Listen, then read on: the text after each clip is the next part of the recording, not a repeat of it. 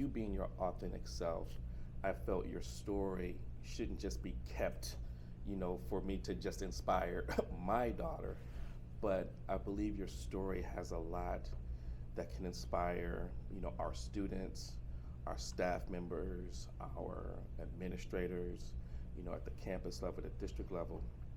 And I just wanted to have an opportunity just to talk to you. So it's a selfish for me.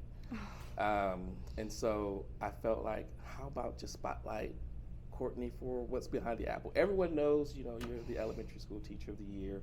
Everyone knows that. But tell us something about yourself maybe that we don't know about you.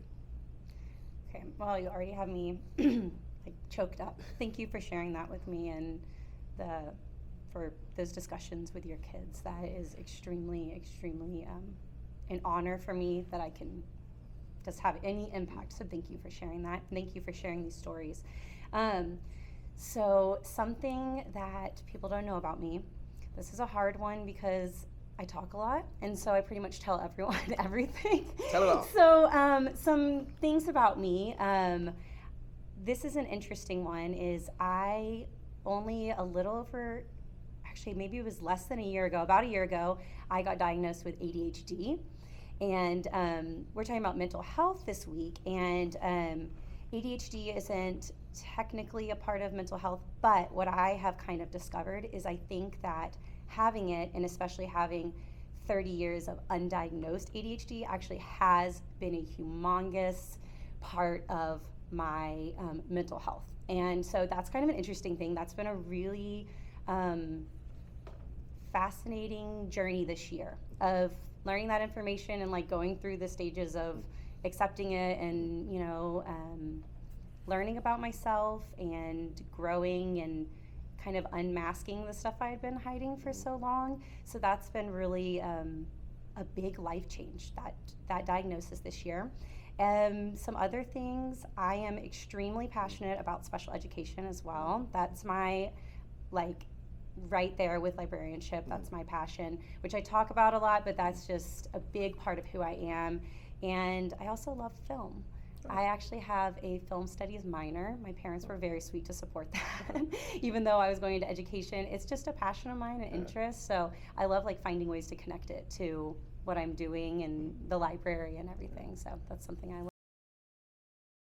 So you were talking about your diagnosis. Mhm.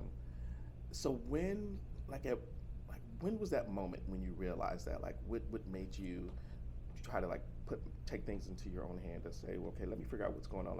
When was that moment, or what was that defining moment? Right. So my journey I would just say my mental health journey has been really long.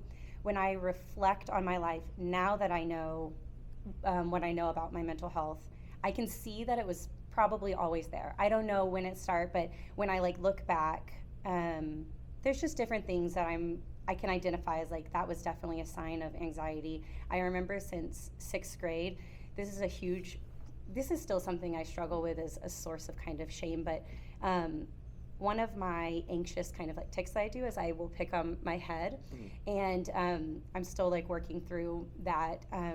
But I remember in 6th grade even doing that. So now I can reflect and say this has probably been around for a long time.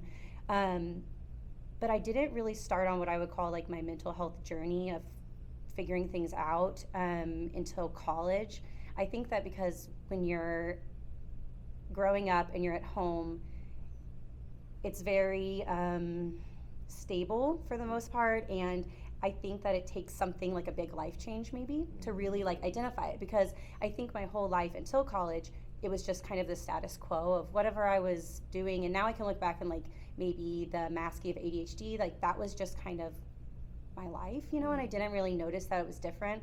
But when I went to college is when I really started going, there's something, I was kind of getting embarrassed by how I was acting. I had really, really big emotions. I'm an emotional person, but big emotions, and things were just really intense, and everything felt just intense is a good word for it. And so I first went, I think sophomore year of college, to just the campus free doctors that they have, that A&M, and the first thing I got diagnosed with was PMDD, which is like a really severe form of PMSing, and so that's what they thought it was.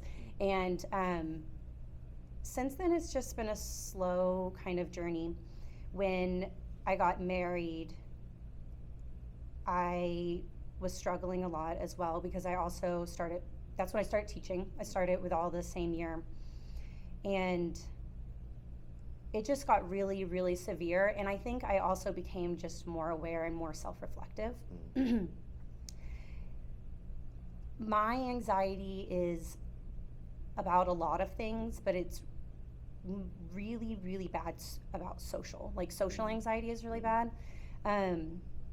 So I can't, like, even reflecting on this is so crazy to me, but when I was like first teaching before I got diagnosed with anxiety, if my husband and I were like about to go hang out with people, even if we knew them, I would be laying in my bed crying, begging him to cancel.